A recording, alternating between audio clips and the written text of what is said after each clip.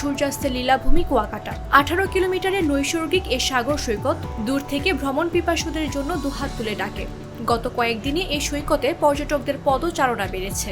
এর আগে কক্সবাজার গিয়েছিলাম, সেখানে তো একরকম আসলে সৌন্দর্য এখানে আগে কখনো আসেনি, তো ওই প্রেরণা থেকেই আসা।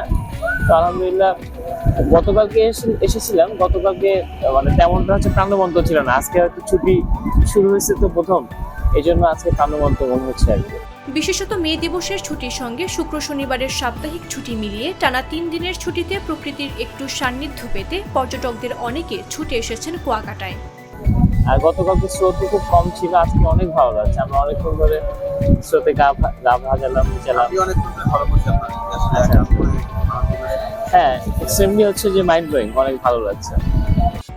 ঈদুল ফিতর পরবর্তী প্রায় 1 মাস পর কুয়াকাটায় পর্যটকদের এমন ঢল নামতে দেখা গেছে। বৃহস্পতিবার সকাল থেকেই সৈকতে পর্যটকদের পদচারণা ছিল চোখে পড়ার মতো।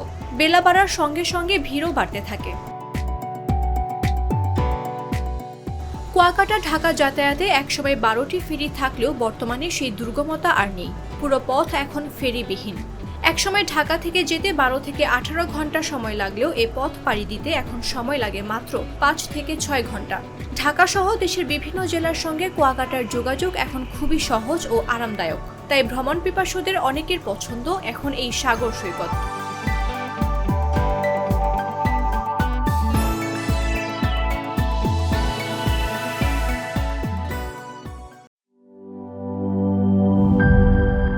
বান্ডেল থাকলে প্রতি সেনমানিতে টাকা বাঁচবে।